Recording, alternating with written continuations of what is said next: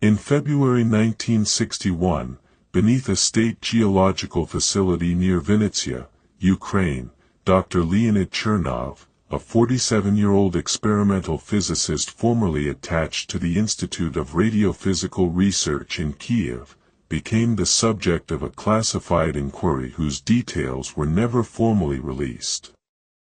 The surviving records suggest that the incident originated from a low-priority research program designated internally as Object K-8, described in administrative correspondence as an underground materials analysis site specializing in electromagnetic resonance under high-pressure conditions. Although the program operated nominally under the Ministry of Medium Machine Building, later cross-referenced memos imply that its oversight involved both military and intelligence departments with separate reporting channels. According to early transmission logs, the site had maintained irregular communication since late 1960 due to scheduled modernization of its signal relay equipment. Routine check-ins were conducted twice weekly, primarily through encoded teleprinter messages routed via Kiev 3 communications hub. On the morning of February 17, 1961, when no transmission was received at the scheduled hour, the Regional Liaison Office issued a standard verification request. No response followed. By the following day, signal operators noted an anomaly: sporadic bursts of carrier tone at frequencies inconsistent with the lab's usual calibration pattern. An engineer on duty described the sound as pulsing, almost rhythmic, with unstable modulation. 3 days later, a technical team from Kiev arrived at the site. Their field report, declassified in part in 1974, noted that the external compound appeared intact, with electrical supply functioning and security locks unforced. The main access tunnel, descending 42 meters below ground, showed no damage or obstruction. However, internal sensors had recorded a total loss of atmospheric pressure in one of the lower chambers, an implausible reading, as no structural breach was observed. The power readings indicated continuous operation of the primary generator until approximately 3:27 local time on the night of 16 to 17 February, when it automatically switched to emergency mode without any subsequent human reset. What the team discovered beyond that point remains incompletely documented. The surviving pages of the inspection file, signed by Major V.S. Denisenko of the 4th Technical Detachment, mentioned that no living personnel were located within the compound. Work clothing, instruments, and personal effects were found undisturbed. Meals had been left unfinished in the canteen. Not a single biological trace, no blood, hair, or tissue, was collected for analysis. The only recorded anomaly was the presence of a 12.7 cm reel of magnetic tape resting near the central monitoring console in Chamber 2B. The device used to record it, a standard Magneton 6 unit, remained powered, though the tape had run to its end. The first transcription attempt occurred at a regional communications center in Kiev on February 24, 1961. According to the playback log, the tape contained approximately 36 minutes of continuous sound. The first 8 minutes consisted of ambient machinery noise, interspersed with faint speech in Russian and Ukrainian, but the majority of the recording was characterized by overlapping voices, irregular distortions, and at least one segment of frequency sweep beyond the range of human vocalization. The technical observer's note reads, "Voices indistinct. Some phrases correspond to known personnel names." At 14 minutes and 23 seconds, a male voice repeats phrase similar to "leave it open" 3 times, increasing in amplitude before signal saturation. The final minutes consisted of a sustained, low-frequency resonance followed by total silence. A second analysis was performed by the Institute of Acoustic Physics on March 2, 1961. The report, classified for internal technical circulation, concluded that no tampering or artificial modulation was detected. The interference appeared organic to the recording environment. In an appended note, the laboratory technician identified as AV mentioned anomalous harmonic peaks resembling delayed reflections, as if the sound was recorded in a space larger than the measured chamber dimensions. This observation was not pursued further. The investigative authority assigned to the case, the Special Commission on Industrial Incidents, under the direction of Colonel I. L. Mykitenko, conducted site re-entry on March 5, 1961. The official entry log lists 9 personnel descending into Object K-8. The return manifest, recovered from later administrative summaries, lists only 8. The missing entry corresponds to a civilian technician, 32-year-old Yevhen Holub, whose name does not appear in subsequent personnel rosters or correspondence. No death certificate or disciplinary report was issued. His disappearance was not publicly acknowledged. According to the translator's annotations in the surviving dossier, a second tape fragment was located several weeks later during inventory of confiscated materials at the Ministry of State Security Archive, labeled "Copy, Do Not Circulate." This fragment, lasting only 4 minutes, contained amplified background sections from the original tape. Among the audible content were faint, nonverbal utterances described by the reviewing officer as possibly reversed or asynchronous speech. Cross-spectral comparison indicated that the source environment differed acoustically from Chamber 2B, likely recorded elsewhere within the facility.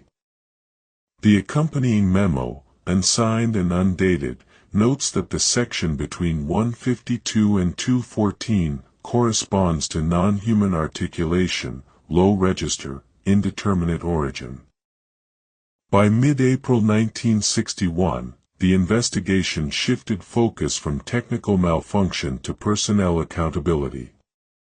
Surviving payroll and correspondence lists identified 21 employees assigned to Object K-8, including Dr. Chernov, 3 senior researchers, and 17 technical and maintenance staff. None were subsequently located.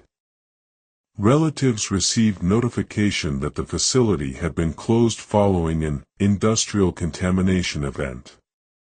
In all known cases, the official cause of death or disappearance was left blank. A memorandum dated May 14, 1961, addressed to Deputy Minister G. V. Rizhov, summarized preliminary findings: environmental reading stable. No radiation leakage detected. No chemical hazard confirmed. Possible atmospheric fluctuation associated with power failure remains under study. Recommend full closure of site and redirection of all remaining materials to Central Archive. The memo was signed, for the committee, without individual names. Attached to this document were photographic negatives depicting the interior of Chamber 2B, partially obscured by overexposure. Examination notes later remark on faint luminescent traces along one wall, described as patterned, possibly residue of condensation under heat. The surviving file implies that a classified team from Moscow's Institute for Electromagnetic Research conducted unacknowledged secondary testing at the site in June 1961. Their internal summary, recovered through later cross-referencing, stated that residual magnetic alignment in metallic surfaces throughout the compound displayed non-random directional bias, as if exposed to a uniform, high-intensity field. Yet no generator capable of producing such a field was documented in the facility's inventory. An unsigned summary dated August 2, 1961, labeled Translation, Copy B, includes the following sentence. There is indication that one or more participants attempted an unsanctioned experiment using unauthorized parameters under Dr. Chernov's supervision. The same paragraph notes that subsequent interviews with colleagues from the Kiev Institute described Chernov as increasingly distracted, citing his interest in the interference of signal and mind. In an archived letter recovered from his personal effects, addressed to an unnamed correspondent, Chernov wrote that a pattern has emerged between pulse decay and recall phenomena, adding that the human ear detects less than what the instrument implies. By late 1961, all mention of Object K-8 ceased from ministry reports. However, multiple foreign intercepts from the same period reference an unidentified Ukrainian disappearance event.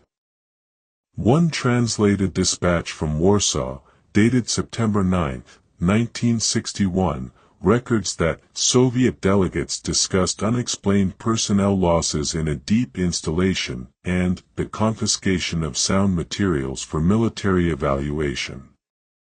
Western intelligence briefings from early 1962 mention similar descriptions under code phrase, Black Vault. The phrasing suggests that at least partial knowledge of the incident had circulated beyond Soviet jurisdiction. The translator's supplementary note, appended to the 1972 Declassification Index, observes that 3 reels of audio designated Series K-8/A were catalogued but only one remains preserved. The other 2 were listed as destroyed due to contamination of material substrate. Whether this refers to chemical degradation or another factor is not specified. In marginal handwriting, possibly added by the archivist decades later, appears a notation, cross-check with Polish acoustic file P17, 1963. Similar pattern observed. A separate inquiry into communication frequencies, initiated by the Department of Signal Intelligence, reported interference anomalies between February and March 1961 matching the temporal window of the disappearance. These disturbances were localized within a 40-kilometer radius of Vinnytsia, primarily affecting railway and meteorological transmissions. Technicians described the distortion as slow, alternating, cyclic in amplitude. Subsequent investigation concluded no external jamming activity was detected. Among the few surviving physical objects removed from the laboratory, one is repeatedly mentioned, a graphite sample labeled Core Fragment 4C. Chemical tests conducted in 1962 indicated no abnormal radiation, but the surface exhibited residual magnetization exceeding the instrument's baseline by nearly 12%. The laboratory notes add, after demagnetization, sample restored to initial reading within 48 hours without further stimulus. The sample's current location is unknown. The 1977 archival reconstruction, compiled from fragmentary field notes and memoranda, concludes with a translated comment attributed to the unnamed curator. It is not possible to determine whether personnel disappearance resulted from environmental, technical, or psychological factors. Audio material remains only verifiable trace of terminal phase. A subsequent line adds, an attempt to isolate background resonance at 3.4 kHz produced partial intelligibility. Phrase indistinct. Possibly, we are still here. Records end abruptly after that notation. According to the translator's later correspondence, held under restricted file S-92/14, additional fragments were allegedly reviewed off-record in 1983 by a small evaluation committee. No transcript survives. A secondary source, Memo 83 and 7/12, states that the curator responsible for maintaining the original materials was later transferred without explanation. In cross-referenced internal inventories, that curator is identified only by initials, matching those found on several translation copies throughout the dossier. The handwriting is consistent across margin annotations, including those describing environmental hum beyond perception threshold and signal pattern recurring during tape playback. The notations end with a single mark, unreadable, possibly a signature. No further information was recovered. Yet an unregistered memorandum, dated January 1962 and marked only with the abbreviation TA/3, suggests that limited monitoring equipment remained active at the Venezia site for several months after official closure.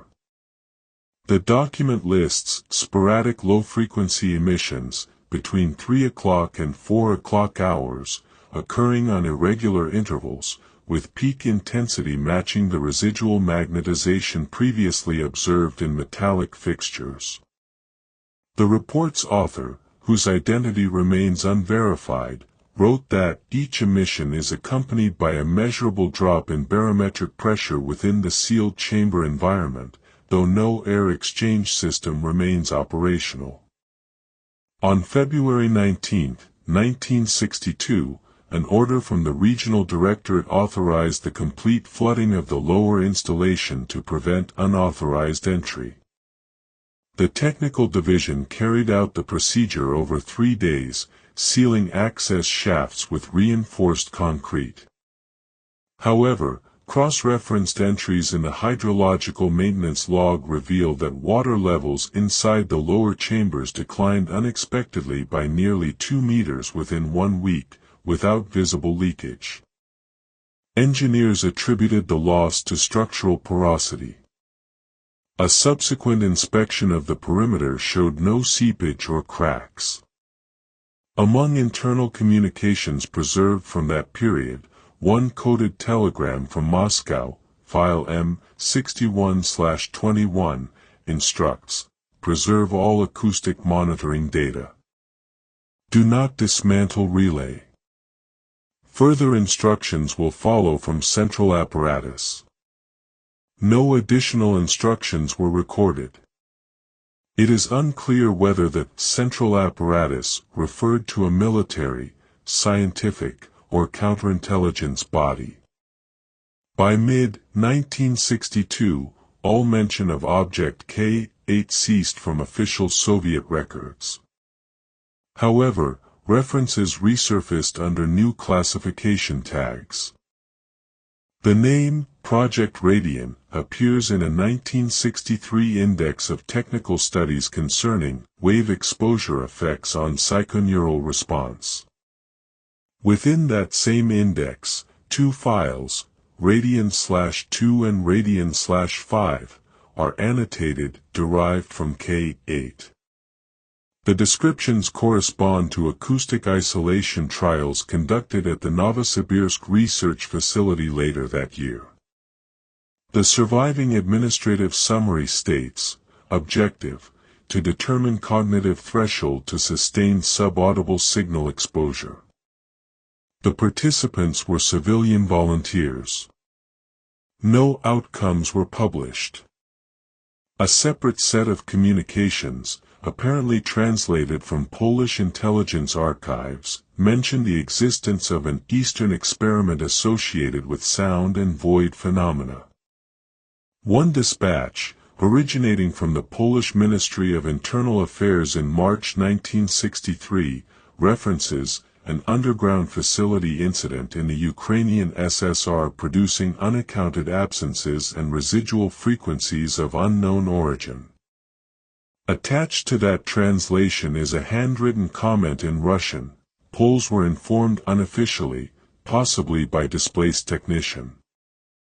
No confirmation was ever made. The following year, 1964, the Soviet Council of Scientific Coordination approved a new research program titled Project Helm, dedicated to theoretical studies of sensory deprivation in confined mechanical environments. The staffing roster for this program included a physicist identified as Chernov L., listed as deceased in 1961. It remains uncertain whether this was a clerical error, a namesake, or deliberate misattribution. Handwritten in the margin of the same roster, in faded blue pencil, appears, reassigned from Archive D, Vinnytsia. The translator's accompanying note, dated 1981, observes that the style of the entries between 1963 and 1964 shifts from technical to administrative, as though compiled retrospectively. Several sentences repeat phrasing identical to early Object K-8 memoranda. This, the note suggests, may indicate that portions of the late reports were derived verbatim from prior classified material. The Central Ministry Archive includes a record of an incident in June 1965 at the Institute of Electromagnetic Standards, Moscow. The event involved the collapse of an experimental vacuum chamber during resonance calibration. 2 technicians were injured, one later died from unspecified neurological exhaustion. The internal summary adds, audio monitor recorded background tone before rupture identical to frequency profile of K-8 incident, 3.4 kHz. When this observation was circulated for verification, it was redacted in subsequent copies. From 1966 to 1970, Soviet radio monitoring stations reported intermittent, ground noise anomalies across several regions of western Ukraine. Officially, these disturbances were attributed to interference from new broadcast equipment. However, a declassified note from the Odessa Communications District mentions that signal peaks coincide annually around February, near anniversary of Vinnytsia closure. The notation, possible natural harmonic, appears in the margin. One particularly revealing document, recovered from the Ministry of Defense archive, is a translation of an internal briefing titled Observations Regarding Acoustic Memory in Magnetic Medium, dated November 17, 1967. The text discusses theoretical persistence of environmental signatures on magnetic tape beyond intended signal recording. It references an incident in 1961 wherein playback produced harmonic self-reinforcement leading to disappearance of subjects. The phrasing, especially the use of disappearance, matches language later removed from official compilations. At the end of the same file, a smaller paragraph reads, "It is proposed that electromagnetic feedback within a closed metallic structure may create transient standing fields of unknown physiological influence. Personnel exposure under such conditions should be minimized." It is signed L. Chernov. The document bears a verification stamp dated 5 years after his recorded death. Attempts to authenticate the signature yielded inconclusive results. A handwriting analyst in 1975 determined high probability of identity, though the ink and paper dated to the late 1960s. Internal commentary within the file suggests that Chernov may have referred to notes inherited or retyped from previous drafts. The archivist's annotation on the margin, initial TA, states, signature appears original, not reproduction. In 1968, a classified directive ordered the re-examination of sealed facilities associated with discontinued defense research. Object K-8 was listed under Review Priority 12B. The inspection team arrived in August and confirmed that all entrances remained sealed. However, the supervising engineer reported that the air temperature in proximity to the site is persistently 2 degrees Celsius above regional average. Additionally, magnetic compasses malfunctioned within a 30-meter radius of the perimeter, a phenomenon not observed in prior surveys. The inspection concluded without recommendation.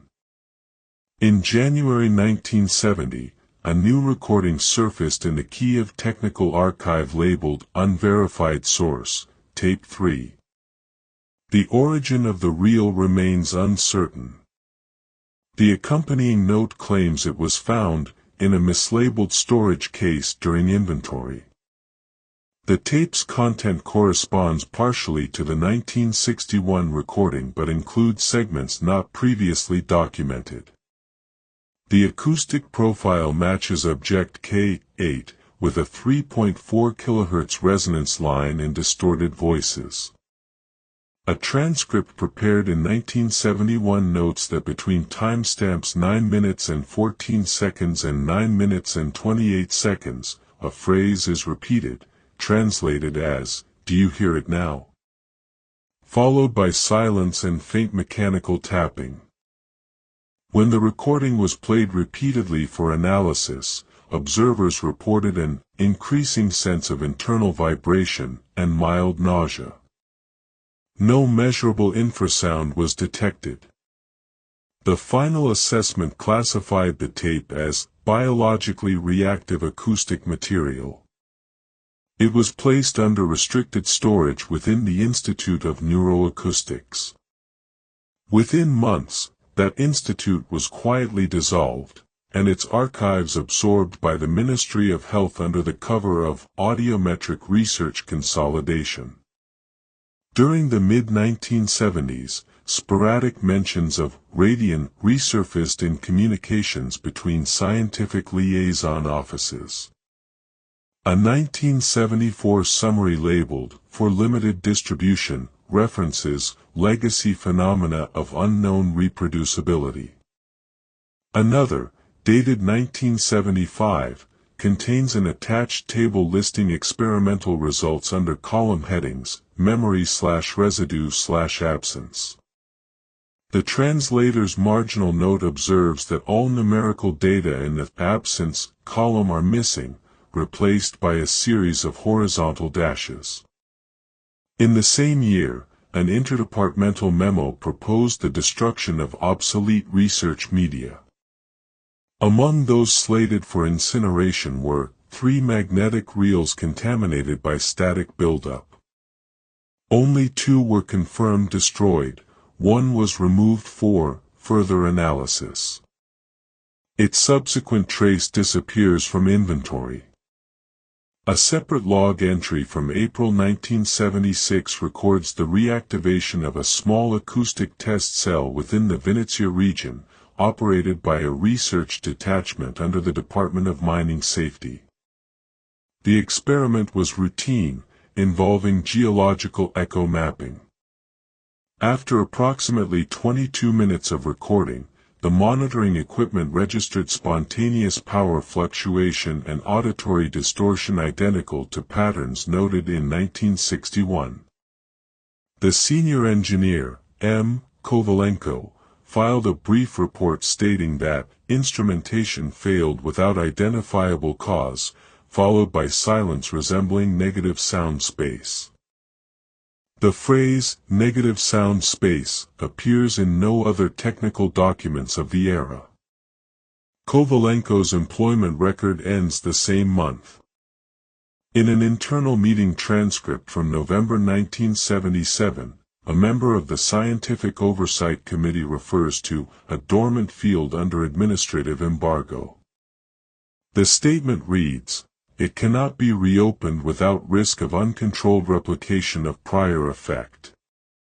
When the chair asked what prior effect entailed, the response line is blacked out.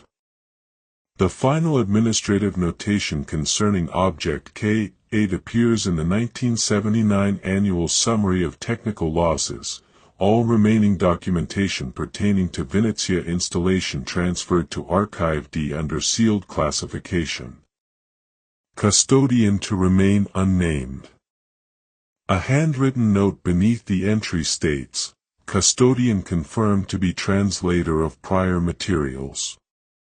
According to cross-referenced records in Archive D, the custodian, by then functioning as both translator and archivist, submitted a final summary in early 1980 titled Reconstruction Attempt, K8 Sequence. The summary opens with the statement, "Source documents remain fragmentary, only auditory data consistent across all surviving media." It proceeds to list measured frequency curves, cross-indexed with atmospheric readings, suggesting correlation between barometric drop and recorded resonance. The conclusion of the file is brief, pattern incomplete. Further exposure inadvisable. A marginal annotation on the last page, written in the same hand as earlier notes, reads, "Resonance persists at 3.4 kHz during playback, regardless of environment. May indicate autonomous carrier state." Below that, an unaligned phrase appears faintly, possibly transferred from another sheet, "Not silence, continuation."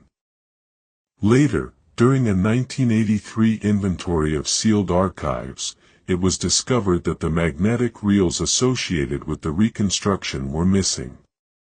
The custodian's personnel file states, "Transfer to administrative leave." In 1985, the National Research Bulletin included a declassified article on acoustic phenomena in confined structures. The language, though sanitized, mirrors several descriptions found in the K8 dossier. One paragraph reads, "Certain low-frequency fields exhibit capacity to store and reproduce environmental data beyond mechanical explanation." The listed author, L. Chern, may represent a pseudonym. By 1987, several Western monitoring agencies intercepted shortwave emissions matching the 3.4 kHz tone within Eastern European frequencies. These signals appeared only during early morning intervals and were often dismissed as harmonic artifacts. One internal NATO technical circular briefly mentions possible residual emissions from decommissioned Soviet test facility, without naming the location. The phenomenon ceased by late 1988.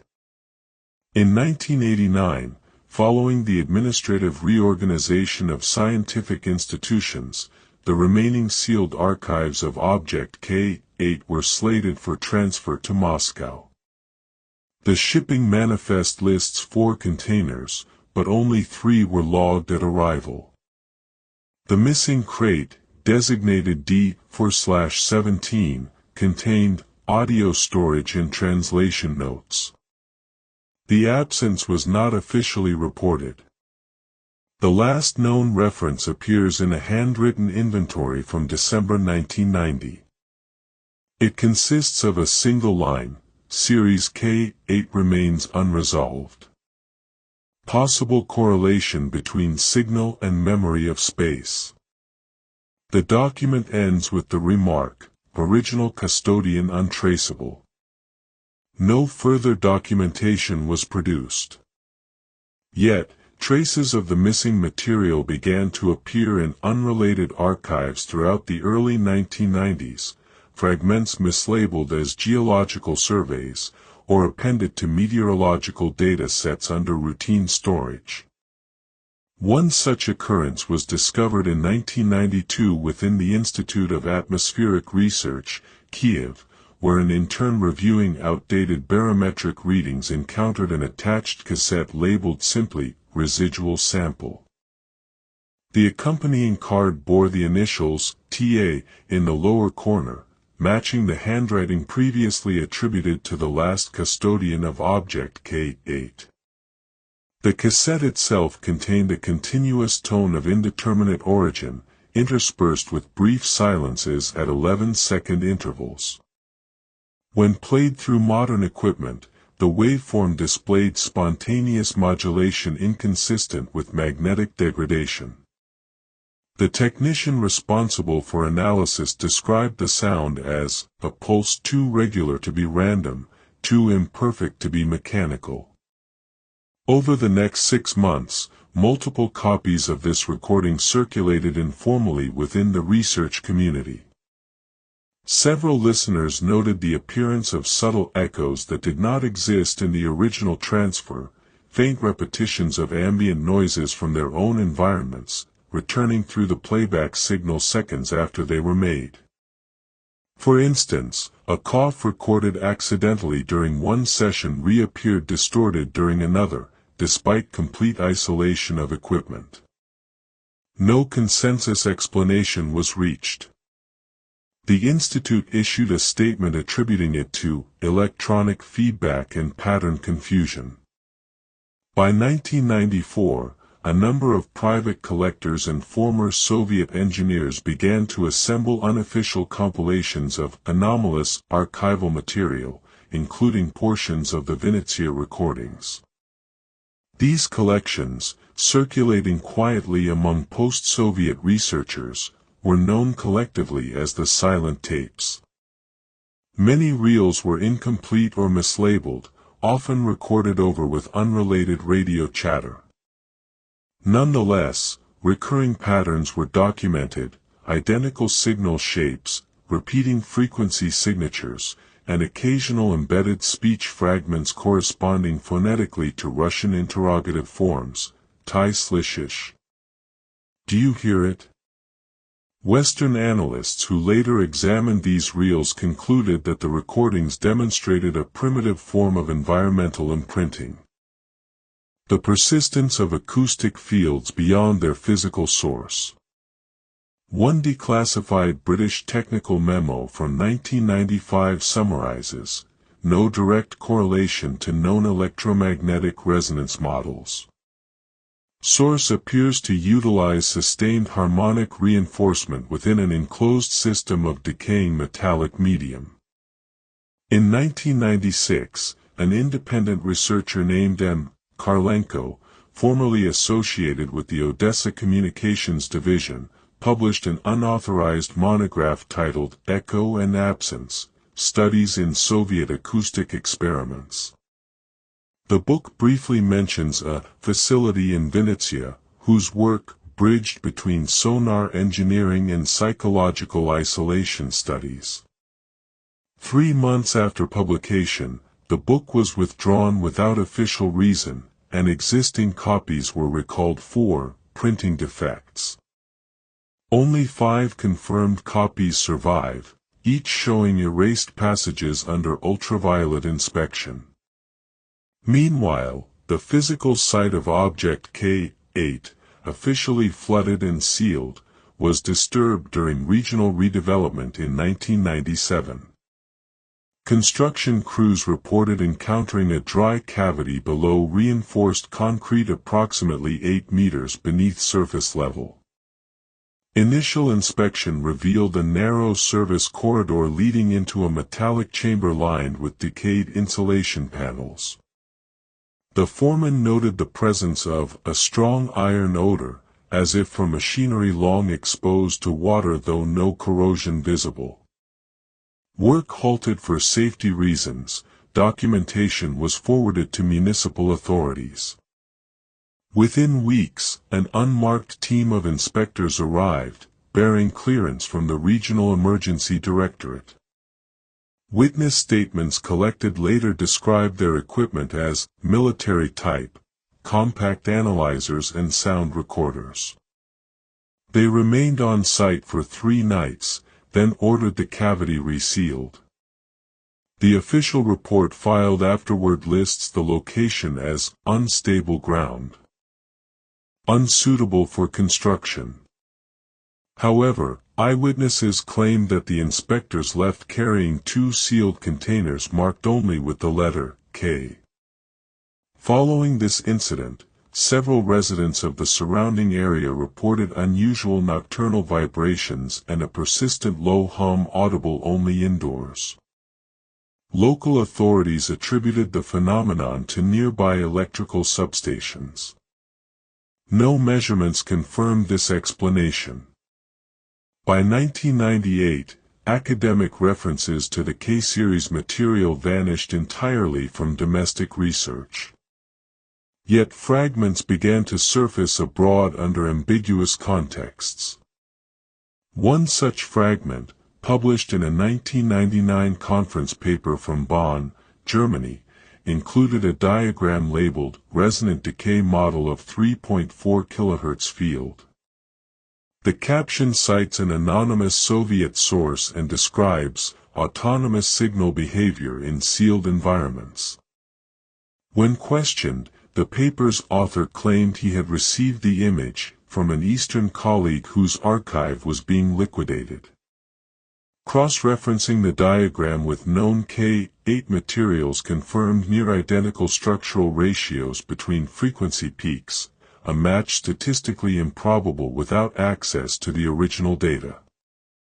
In 2000, an inquiry by the Ukrainian Scientific Preservation Commission attempted to locate any remaining documentation regarding object K8. Their findings were summarized in a 42-page report concluding that no traceable inventory remains, yet multiple secondary references suggest continuing observation of the residual field until at least 1988. The same report contains a cryptic paragraph under the heading, Personal Effects. It notes the discovery of a locked wooden case among materials donated by a deceased translator's family. The case, when opened, contained a broken dictaphone, several sheets of typed translation drafts, and a fragment of magnetic tape wound around a steel nail. Forensic examination determined the tape still retained partial magnetization, though playback yielded only irregular clicks resembling Morse code. The clicks, when converted to time intervals, produced repeating sequences matching the date February 19, 1962, the day the Venezia chambers were flooded. The pattern led investigators to revisit prior acoustic anomalies. When those earlier recordings were filtered for matching sequences, identical timing patterns reappeared, suggesting intentional encoding. A subsequent mathematical reconstruction identified the pattern as a temporal marker, dividing the recordings into recurring intervals of 52 minutes 14 seconds. That duration corresponds precisely to the documented maintenance cycle of the original K8 recording apparatus. In early 2001, the Commission's lead analyst proposed that the K8 resonance was not a sound in the conventional sense but a carrier process, a self-sustaining waveform seeking its own replication across available media. Every instance of playback may serve as reactivation, she wrote. The statement was dismissed by peers as speculative. The Commission disbanded later that year following reorganization.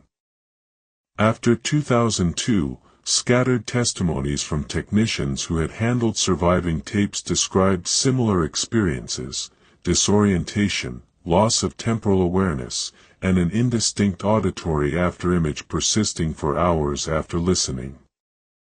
In one account, a laboratory assistant claimed to hear a hollow voice speaking inside the silence, asking if the line was clear. Medical examination revealed no auditory damage. The incident was never recorded officially, though several colleagues privately corroborated the description. A recurring hypothesis emerged among independent researchers, that object K8 represented not a singular experiment, but the accidental intersection of acoustic engineering and unknown natural resonance, possibly geological, possibly atmospheric. The location's subterranean iron composition and electromagnetic irregularities could have amplified frequencies to a level inducing perceptual distortion. Others maintained that the disappearances were administrative fabrications masking unrelated personnel transfers. Neither theory accounts for the recurring tone detected decades later in unrelated transmissions. In 2004, a small group of digital archivists attempted to reconstruct the missing K8 audio using surviving frequency charts. Their recreation, synthesized through computer modeling, inadvertently produced an oscillation identical to the documented 3.4 kHz signature. Though generated synthetically, listeners reported the same subjective effects, a sense of spatial expansion and faint mechanical tapping within silence. The group disbanded after several members experienced insomnia and recurring auditory hallucinations described as distant breathing through metal. A private memo circulated that year between audio engineering firms warns against replicating the K-series frequency pattern due to psychophysical instability. The memo cites internal trials during which sensitive equipment recorded phantom signals in inactive channels, gradually increasing in amplitude. It behaves as if aware of being heard, one engineer wrote anonymously. By 2006, references to Project Radian reappeared in post-Soviet archives opened for declassification. A subset of those documents included typewritten translations from the 1960s with annotations in blue pencil.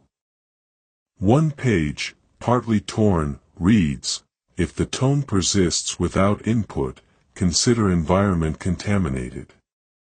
Another states, "Absence equals continuation." That same year, independent radio enthusiasts in Romania and Moldova reported intercepting a narrowband transmission at precisely 3.4 kHz, repeating every 52 minutes. The signal consisted solely of static punctuated by faint mechanical rhythm. When triangulated, the source appeared to originate within an uninhabited forested region of western Ukraine, approximately 30 kilometers from the recorded location of Vinnytsia K8. Authorities dismissed the finding as coincidence. A field expedition by amateur researchers in 2007 recorded atmospheric disturbances matching that frequency range. Their field notes describe a soft metallic resonance inside the soil, like distant machinery beneath ground. When replayed later, the audio contained additional low whispers not present in situ. The lead recorder, an engineer named Ike Marak, annotated the file. "Whisper resembles reversed human speech, possibly self-generated interference." His equipment failed irreparably 2 days later, its internal clock reset to midnight. As digital archiving expanded through the late 2000s, copies of these and other materials began to circulate online. Users described unexplainable artifacts appearing during file playback, extra seconds of silence at the end of each file, where spectral analysis revealed faint harmonic activity. Forum moderators deleted most of these posts, citing potentially corrupted data. Nonetheless, the frequency became a topic of folklore within early Internet communities under the name, the 3.4 kHz tone. In 2010, a short-lived website claimed to host reconstructed samples for analysis purposes. Visitors reported sudden system slowdowns and recurring playback loops that extended indefinitely even after browser closure. The site was taken offline within days, and its domain ownership traced to an unlisted address in Vinnytsia Oblast. Meanwhile, academic circles re-examined the psychological aspects of sustained infrasound exposure. A 2012 paper from the Czech Technical University concluded that subaudible resonance could induce memory artifacts, false recollections aligning temporally with exposure. The study's appendix acknowledges prior Soviet experiments, whose data are lost but whose acoustic parameters match those cited herein. By 2014, the abandoned Venezia district was scheduled for redevelopment once more. During geotechnical assessment, surveyors reported encountering anomalous ground conductivity along the old access perimeter. When metal rods were driven into the soil for testing, a faint oscillation propagated through instruments, again at approximately 3.4 kHz.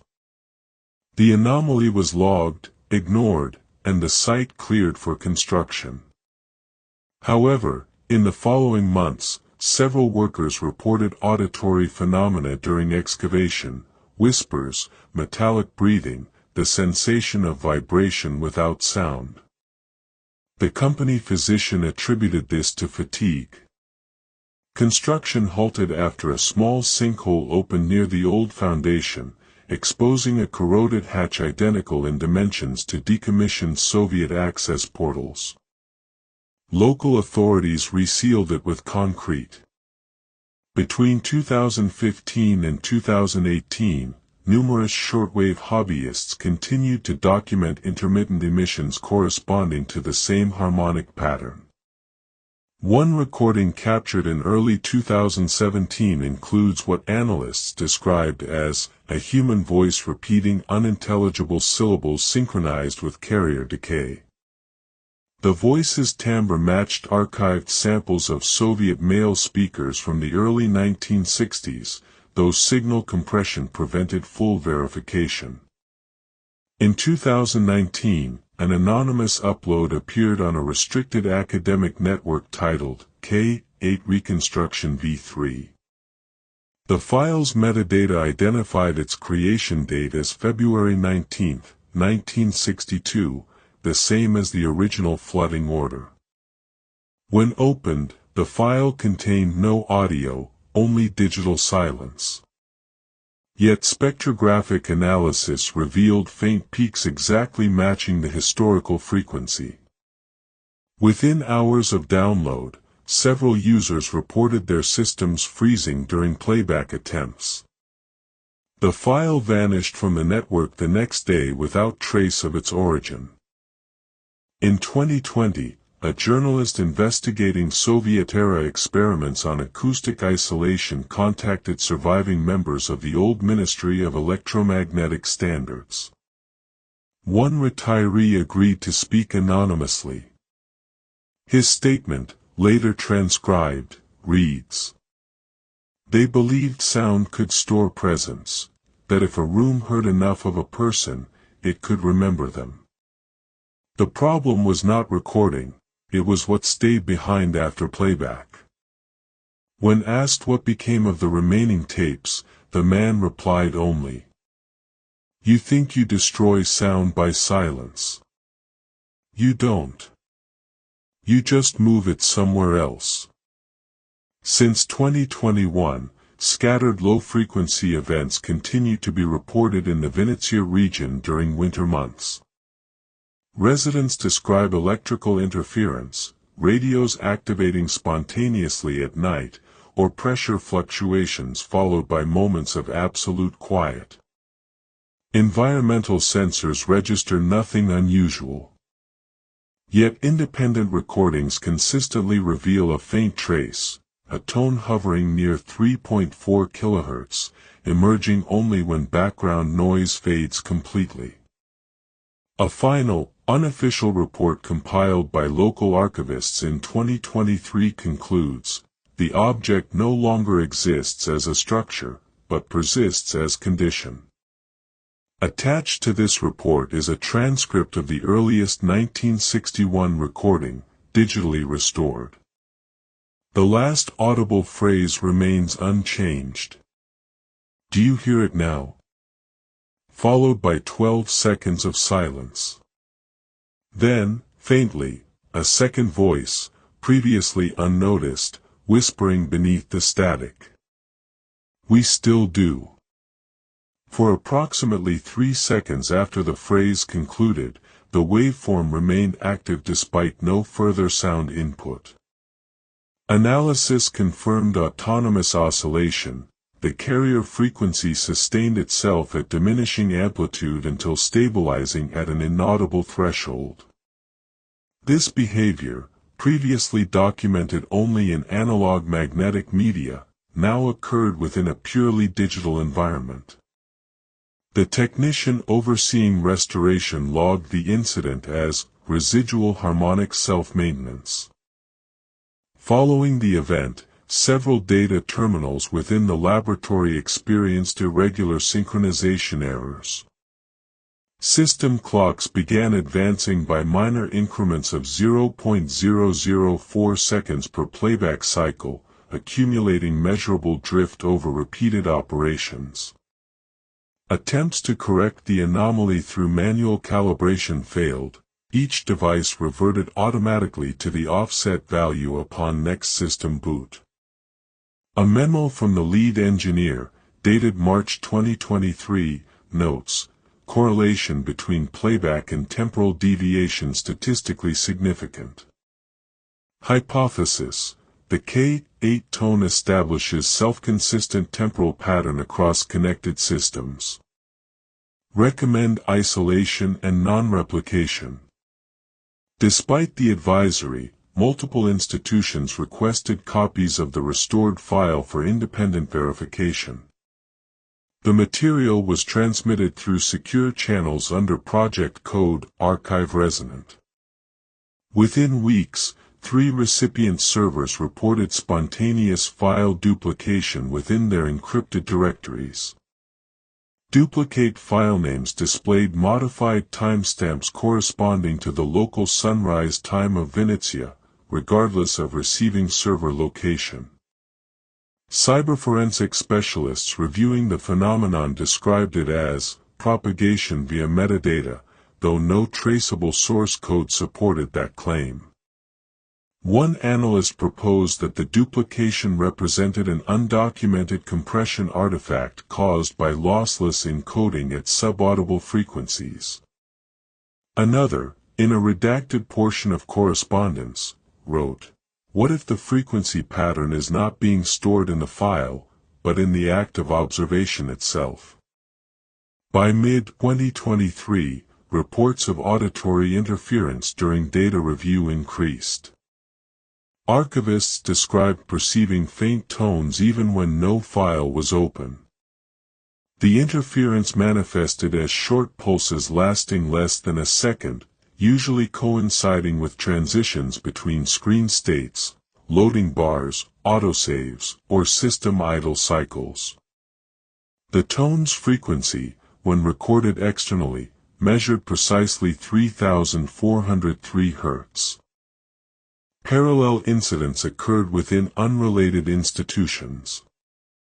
A museum technician in Warsaw, restoring Cold War surveillance tapes, reported that her equipment began emitting a soft mechanical rhythm between sequences, like breath caught in metal.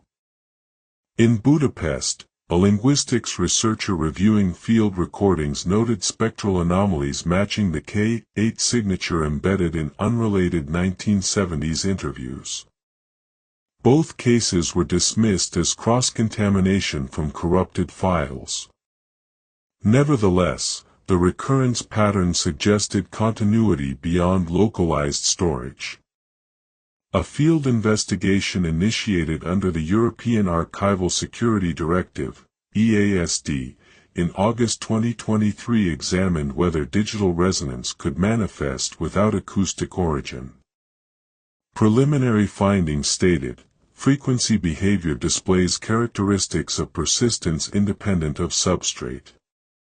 Cannot confirm if autonomous or reflexive. A restricted annex appended later adds, technicians instructed not to monitor playback beyond 52 minutes per session. Deviations produce subjective distortion of time perception and intermittent auditory hallucination. The tone resumes faintly upon cessation, continuing undetected by instruments. Toward the end of 2023, interest in the Venezia material spread to civilian researchers studying acoustic topology, the mapping of sound within three-dimensional environments. One team, unaware of the file's origin, incorporated a spectrogram of the K8 tone into a simulation of subterranean resonance. Within 24 hours of computation, their system produced recursive output strings repeating the phrase, "line active." The program subsequently froze. Logs showed no external access or linguistic input. The team leader later stated, "It behaved as if it received acknowledgement." When cross-referenced with surviving Soviet annotations from the 1960s, identical phrasing appeared in multiple experiment summaries: line active, signal maintains contact, await further transmission.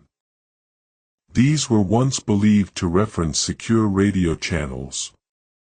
The coincidence remains unverified. In January 2024, a private collector of obsolete recording devices donated several sealed reels marked with Cyrillic initials matching early K8 registry codes. Restoration efforts at the National Phonographic Institute revealed most were blank. Only the final reel contained measurable magnetization. Playback generated a low continuous hum, increasing in amplitude over 3 minutes before abruptly ceasing. The technician present later described an impression of voices without words, followed by momentary vertigo and mild tinnitus. He was hospitalized briefly, diagnosed with auditory fatigue. Spectral analysis of the reel's final second indicated an embedded subfrequency near 3402.89 Hz, within statistical margin of previous readings. The attending scientist appended a note, "Despite degradation, signature survives. Medium irrelevant." During this period, several anonymous communications reached the Institute through encrypted channels. The messages contained fragments of untranslated Russian text interspersed with digital noise.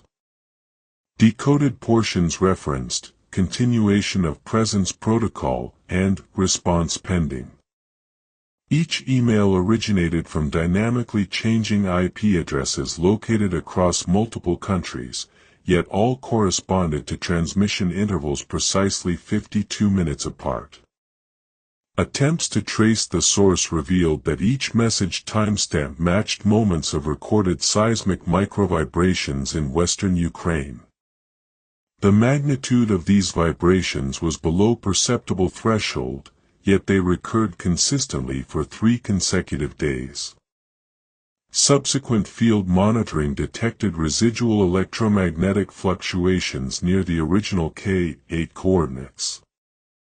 A research drone deployed to the area transmitted distorted telemetry before loss of signal.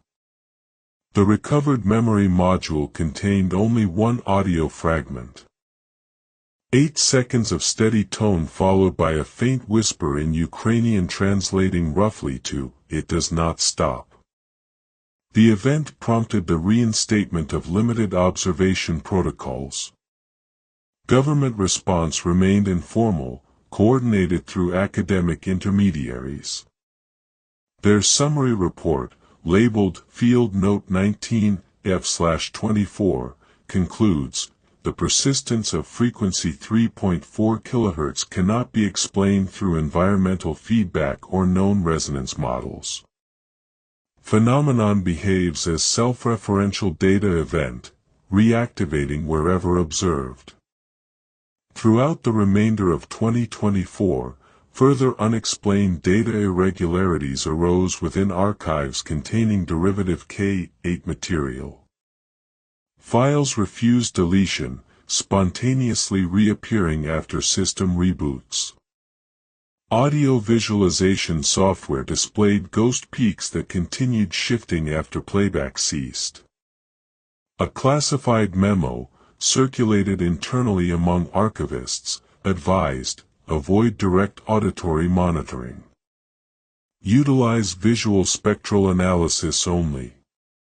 Under no circumstance should playback exceed the 52-minute cycle.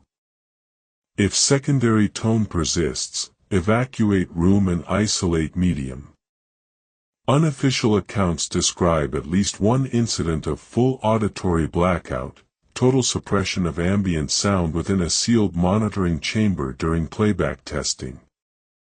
The silence lasted 14 seconds, after which the tone resumed faintly, accompanied by static bearing intermittent human phonemes. By December 2024, the monitoring facility reported inexplicable synchronization of all wall clocks to a unified time, 19 hours 2 minutes and 19 seconds, aligning exactly with the timestamp encoded within the earliest recovered magnetic fragment from 1962. The clocks resumed standard operation only after power isolation. Researchers privately speculated that the signal represented not communication but synchronization, an alignment of systems through shared frequency recognition. One analyst described it as an organism seeking coherence. Another, in a confidential annotation, added, "Each replication brings it closer to full bandwidth." Early 2025 correspondence among archival directors reveals concern regarding containment. One memo reads, "Digital copies proliferate beyond trace. Deletion no longer prevents recurrence. Suggest termination of all restoration projects involving K8 derivatives." Another, unsigned, appended a handwritten note in pencil, "Termination is playback." Shortly after, the Institute's internal network experienced failure. Audit logs recorded an unidentified process repeatedly generating audio headers without associated data, blank files of exactly 52 minutes 14 seconds each. Attempts to purge them resulted in automatic regeneration under incrementally ascending file names, K8 Archive 001, K8 Archive 002, etc. The process halted only when all systems were disconnected from external power. Physical inspection of the server revealed no hardware malfunction. Yet, when reconnected in isolation, faint oscillation emitted from within the cooling fans. Measurement confirmed the tone's frequency. The unit remains sealed under observation. Current summary statements issued by oversight committees maintain that no evidence supports ongoing phenomena. Nevertheless, updates to the classified archive continue at regular 52-minute intervals, automatically time-stamped by an untraceable system agent identified only as TA. The designation corresponds to the initials found decades earlier on the first rediscovered cassette labeled residual sample. No employee currently holds those initials. As of the last verification entry, October 2025, the master archive displays continuous low-level data activity described as heartbeat pattern. Spectrogram analysis visualizes a pulsing waveform resembling human respiration cycles. The activity ceases momentarily every 52 minutes before resuming in precise phase alignment. When the supervising archivist observed this during a routine audit, she noted hearing a soft rhythm emanating not from speakers, but from the air around her desk. She wrote in the logbook, "Tone audible without playback. Equipment idle. Unsure if external." The note ends abruptly with an incomplete sentence, "Silence feels." The remaining text space is blank. In December 1989, under Directive No. 1714 issued by the Committee for Scientific Technical Security, a final review of the materials pertaining to the 1961 incident in the Venezia sublevel facility was authorized for limited assessment and partial declassification. The review was conducted by a three-member commission under the oversight of the Central Archives Division, pursuant to Internal Circular, on the liquidation of dormant experimental assets. The purpose of the review was not investigative but procedural, verifying inventory, cross-referencing surviving documentation, and ensuring compliance with new data retention policies prior to institutional restructuring. By that date, most of the physical records had already been relocated to the Kiev repository, though several reels of degraded magnetic tape, one film cartridge, and 3 sealed envelopes marked Object S-12 remained within the obsolete vault. The Commission noted that the surviving materials bore evidence of exposure to humidity, localized corrosion, and partial combustion consistent with the 1963 containment fire. Despite this, a partial transcript recovered from the tape identified several keywords and designations that had not appeared in previous summaries. The relevant notation, recorded by an unknown technician, stated, "Not resonance, not interference, the waveform itself is reacting." No corresponding entry was found in laboratory logs or communication summaries. The absence of procedural forms for this date suggested the recording may have originated outside scheduled observation hours. According to an annotation attributed to translator K, presumed compiler of the earlier composite file, 1974 edition, the fragment was of uncertain linguistic origin, potentially synthetic speech or modulated feedback recorded within the test chamber microphone system. The translator's last marginal note, written in a different ink, read, "Return pattern confirmed across all sequences. Terminate inquiry before repetition becomes complete." The Commission did not include the note in the final transcript but referenced it indirectly in the remarks section as irrelevant speculative comment. Throughout December, the review team cross-referenced laboratory blueprints, personnel manifests, and requisition slips from the 1959 to 1962 research cycles. Of the 9 staff members originally assigned to the Vinnytsia sublevel, only 3 could be verified through civilian records post-1961. 2 were confirmed deceased under non-related circumstances before 1970. The remaining 6 had no subsequent trace within state or academic employment databases. The absence of tax and registry documentation prompted an internal query to the Ministry of Internal Affairs, which replied on December 19, 1989. No administrative data located. Employment status undetermined. Case closed due to elapsed retention term. The Commission Chairman, Colonel A. Moros, appended the following summary paragraph. The operational object designated S-12 shall be reclassified as inactive, the remaining material destroyed according to established procedure. No grounds for further research or public disclosure. All personnel data to be anonymized in subsequent editions.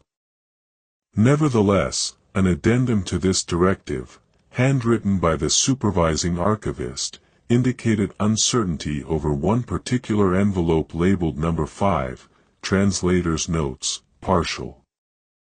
The envelope contained a sheaf of typewritten pages bearing corrections in red pencil and interleaved carbon duplicates of telegrams between the Vinnytsia site and a research institute near Novosibirsk. The telegrams were unsigned and undated but referenced transmission tests, mirror experiments, and cross-field harmonics.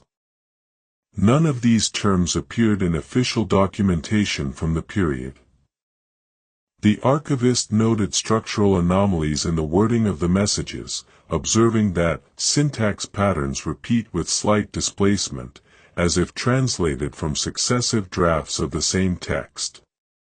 Whether this observation was meant linguistically or technically is unclear. The line was subsequently struck through in blue ink, possibly by the Commission Secretary. By December 27, 1989, the review was formally concluded. The remaining recordings were incinerated under supervision, and the documentation microfilmed. A final entry in the vault logbook, written in a markedly different handwriting, reads simply, "Return to original frequency. No remaining trace." There is no official signature beneath the entry, nor any reference to its author in subsequent reports. A month later, in January 1990, the building housing the Venezia archive was repurposed for administrative use. According to building inventory forms, the basement level was sealed due to moisture damage and unstable flooring. When inspectors reopened the sublevel 2 years later, they found no residual equipment, only embedded metal anchors and a faint outline on the wall corresponding to the dimensions of the former recording apparatus. An internal memorandum from the Central Archives Division, Ref 89, C/479, summarized the matter for the committee's final bulletin. All technical assets of Object S-12 accounted for. No surviving data of operational value. Recommend closure of reference file. Remaining summaries to be merged into Standard Research Anomaly Index. The following day, however, an unsigned attachment appeared in the distribution folder, a single typed page containing what appeared to be a translated transcript fragment, repeating a short sentence 12 times with minor variations. The line read, "Signal maintained beyond containment, replication persists." No cover page, translator identification, or archival stamp accompanied the document. When the distribution list was reviewed, no staff member claimed responsibility for its inclusion. The document was removed from the file and, according to the margin note, disposed as duplicate. No duplicate was ever located. Among the very last administrative notes preserved before the reorganization, a line in the transfer manifest references one unverified microfilm copy, marked unreadable. The microfilm reel was listed under Miscellaneous Classified, with destination unknown, possibly relocated. The field for verification remained blank. Subsequent inspection of the Kiev repository in early 1991, post-reorganization, confirmed that the identifier unknown, possibly relocated, referred to holdings intended for transfer to the National Documentation Reserve but never physically shipped. The section supervisor, now retired, recalled no such reel and stated that, if it existed, it was probably recycled. No further trace of the microfilm or envelope number 5 was ever documented. In the absence of original materials, the committee concluded that all investigative relevance of the 1961 event had expired, and the file was administratively terminated under Decree 102/41. The designation S-12 was retired from internal registries, its index number reassigned to an unrelated logistics record in 1992. At the end of the final typed page of the 1989 summary, beneath the closing stamp and the signature of Colonel Moros, an incidental note in smaller type was found. In compliance with Directive 1714, this file constitutes the complete institutional record of all known events related to the Venezia anomaly. No pending actions remain. Below this, a brief line, written in pencil and almost erased, read, "If pattern reappears, consult translator's version only." No translator version has been located.